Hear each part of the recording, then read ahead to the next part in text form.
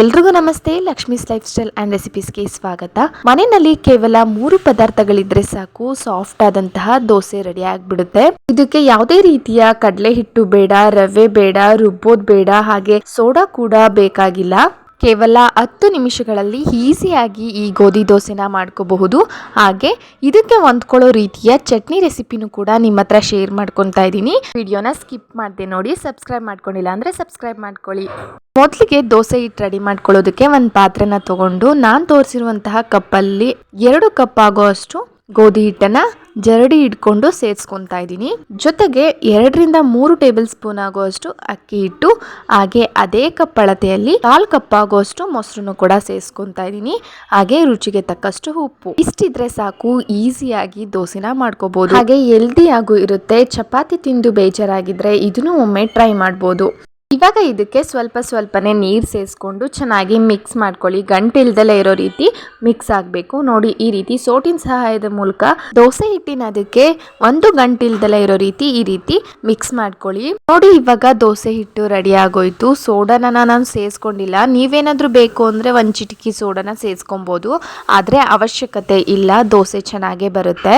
ಇದನ್ನ ಒಂದು ಪ್ಲೇಟ್ ಮುಚ್ಚಿ 10 ರಿಂದ 15 ನಿಮಿಷಗಳ ಕಾಲ ಬಿಟ್ಬಿಡೋಣ. ಆ ಟೈಮಲ್ಲಿ ನಾವು ಚಟ್ನಿನ ಮಾಡ್ಕೋಬಹುದು. ಚಟ್ನಿನ ಮಾಡ್ಕೊಳ್ಳೋದಕ್ಕೆ ಒಂದು ಮಿಕ್ಸಿ ಜಾರ್ನ ತಗೊಂಡು, ನೋಡಿ ತೋರಿಸಿರುವಂತಹ ಕಪ್ಪಲ್ಲಿ 1/4 ಕಪ್ ಆಗುವಷ್ಟು ತೆಂಗಿನಕಾಯಿ, ಹಾಗೆ 1/4 ಕಪ್ ಆಗುವಷ್ಟು ಹುರಿಗಡಲೆನ ಸೇರಿಸ್ಕೊತಾ ಇದ್ದೀನಿ. ಸ್ವಲ್ಪ ಶುಂಠಿ, ಸ್ವಲ್ಪ ಹುಣಸೆ ಹಣ್ಣು, ಜೊತೆಗೆ 6 ರಿಂದ 7 ಎಸಳು ಬೆಳ್ಳುಳ್ಳಿ, ಹಾಗೆ 2 ಮೆಣಸು, ಖಾರಕ್ಕೆ ಅನುಗುಣವಾಗಿ 3 ಹಸಿಮೆಣಸಿನ್ಕಾಯಿ, ಸ್ವಲ್ಪ ಕೊತ್ತಂಬರಿ ಸೊಪ್ಪು, 2 ಎಲೆ ಪುದೀನ, ರುಚಿಗೆ ತಕ್ಕಷ್ಟು ಉಪ್ಪನ್ನು ಕೂಡ ಸೇರಿಸ್ಕೊಂಡು ಸ್ವಲ್ಪ ನೀರು ಸೇರಿಸ್ಕೊಂಡು ರುಬ್ಕೋಬೇಕು. ಹಸಿಮೆಣಸಿನ್ಕಾಯಿ ಇಷ್ಟಪಡಲ್ಲ ಅನ್ನೋರು ಒಣಮೆಣಸಿನ್ಕಾಯನ್ನೇ ಡ್ರೈ ಫ್ರೈ ಮಾಡಿಕೊಂಡು ಸೇರಿಸ್ಕೊಬೋದು. ಇವಾಗ ಚಟ್ನಿನ ರುಬ್ಕೊಂಡಾಗಿದೆ. ತುಂಬಾ ನೈಸಾಗೂ ರುಬ್ಕೋಬಾರ್ದು, ಹಾಗೆ ತುಂಬಾ ತರ್ತರಿಯಾಗೂ ರುಬ್ಕೋಬಾರ್ದು. ಮೀಡಿಯಮ್ ಆಗಿ ಈ ರೀತಿ ತೋರಿಸ್ತಿದ್ದೀನಲ್ಲ, ಆ ರೀತಿ ರುಬ್ಕೊಂಡ್ರೆ ಸಾಕು. ತುಂಬಾ ಟೇಸ್ಟಿಯಾಗಿರುತ್ತೆ.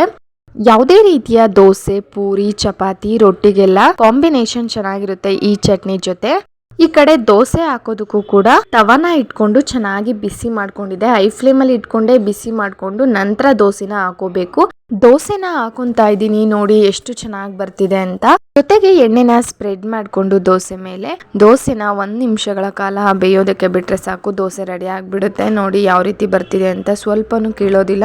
ಈಸಿಯಾಗಿ ದೋಸೆನ ತೆಗಿಬೋದು. ತುಂಬಾನೇ ಸಾಫ್ಟ್ ಆಗಿ ಕೂಡ ಇರುತ್ತೆ.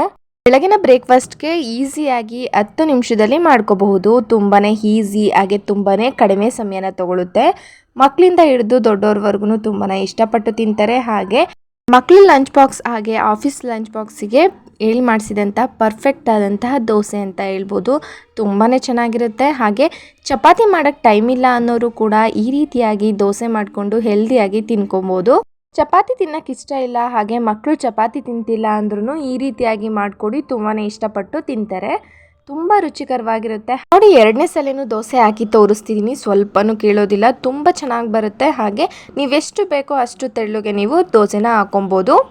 ಇನ್ಸ್ಟಂಟಾಗಿ ಮಾಡುವಂತಹ ದೋಸೆ ರೆಸಿಪಿಗಳನ್ನ ನಾನು ಆಲ್ರೆಡಿ ಅಪ್ಲೋಡ್ ಮಾಡಿದ್ದೀನಿ. ಹಲವಾರು ವಿಡಿಯೋಗಳನ್ನ ಅಪ್ಲೋಡ್ ಮಾಡಿದ್ದೀನಿ, ಬೇಕಿದ್ರೆ ಚೆಕ್ಔಟ್ ಮಾಡ್ಕೊಳ್ಳಿ. ಹಾಗೆ ಈ ದೋಸೆ ರೆಸಿಪಿ ನಿಮ್ಗೇನಾದರೂ ಇಷ್ಟ ಆಯಿತು ಅಂದರೆ ವಿಡಿಯೋಗೊಂದು ಲೈಕ್ ಮಾಡಿ, ಶೇರ್ ಮಾಡಿ, ಹಾಗೆ ಕಮೆಂಟ್ ಮಾಡಿ ಹೇಗಿತ್ತು ಅಂತ. ಜೊತೆಗೆ ಸಬ್ಸ್ಕ್ರೈಬ್ ಮಾಡಿಕೊಂಡು ಸಪೋರ್ಟ್ ಮಾಡಿ. Thank you for watching.